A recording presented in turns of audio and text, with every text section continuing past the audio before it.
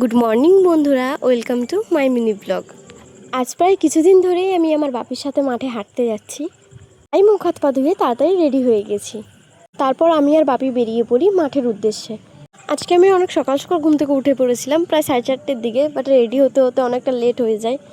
So আজকে আমাদের একটা জায়গায় যাওয়ার ছিল, তাই যত তাড়াতাড়ি বাড়ি যাওয়া ভাবছি আরও বেশি লেট হয়ে যায়। তো ফাইনালি আমরা মাঠে পৌঁছে যাই।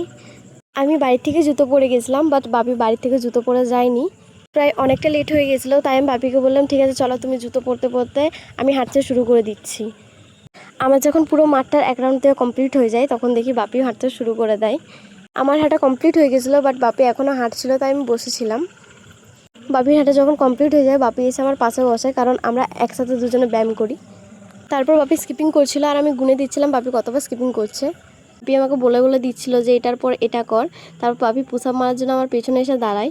তাই আমি ভাবলাম চলো আজকে বাপির সাথে আমিও পুশ আপ মারি। তো আমি কোনোদিন পুশ আপ মারিনি, এটা আমার ফার্স্ট টাইম। আমি পুশ আপ মারতে গিয়ে শুয়ে পড়েছিলাম, এটা দেখে বাপি হেসে ফেলেছিল আর আমার খুব হাসি পাচ্ছিল। বাপি যখন আমাকে ধরে তুলছিল বাপি তখন আমাকে বলছে পারিস বা নাই পারিস, চেষ্টা করে তো দেখেছিস, এটাই অনেক। আজকের মতো হাঁটা আমাদের কমপ্লিট হয়ে গেছিলো। এবার আমরা বাড়ি যাচ্ছি। আমাদের বাড়ি থেকে মাঠের দূরত্বটা অনেকটাই বেশি, তাই আমরা বাইকে যাওয়া আসা করি।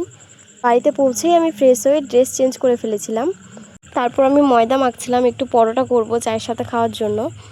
তারপর আমি ভাবলাম তো করছি যখন একটু বেশি করেই করি, কারণ আজকে আমরা বাড়িতে থাকবো না। দাদার যদি পরে খিদে পায় তো ও খেয়ে নেবে, আর বাপি তো দোকানে থাকবে, তো বাপি ওখান থেকে কিছু একটা কিনে খেয়ে নেবে। তার উপর আমাদের আজকে একটা জায়গায় যাওয়ার ছিল, অনেকটা লেট হয়ে গেছিলো, তাই পরোটার মতো করে আর বেলছি না, রুটির মতোই গোল গোল করে বেলে দিচ্ছি। তাই চা খেয়ে তাড়াতাড়ি রেডি হয়ে বেরিয়ে পড়লাম। তো আজকে আমরা যাচ্ছি সাতপাটা, ওখানে গাজন হচ্ছে। আমরা যাচ্ছি কারণ এবছর আমি প্রণাম সেবা খাটবো। আমাদের ছাড়তে আসার কথা ছিল বাপির, বাট বাপিকে দোকান থেকে ছাড়েনি, তাই দাদা আমাদেরকে ছাড়তে এসছে। কিছুক্ষণ পর আমরা সাতপাটায় পৌঁছে যাই। বাড়িতে গিয়ে দেখি আমার ছোটো মামির প্রচণ্ড শরীরটা খারাপ, তাই তখন কোনো ভিডিও করা হয়নি। তাই আমি দুপুরে খাওয়া দাওয়া করে ঘুমিয়ে পড়েছিলাম। ঘুম থেকে উঠে দেখি এখানে যারা সন্ন্যাসী হয়েছে তারা হিন্দুর সেবা খাটছিল। আমি শুনেছি এখানে নাকি সন্ন্যাসী হলে অনেক নিয়ম থাকে, তাই বেশি কেউ সন্ন্যাসী হয় না, ওই 4-5 জনের মতো হয়। আমরা সবাই মিলে দেখতে গেছিলাম। আমি মামিদের সাথে হাঁটতে বেরিয়েছিলাম, আর দেখো আকাশটা কত সুন্দর দেখতে লাগছে।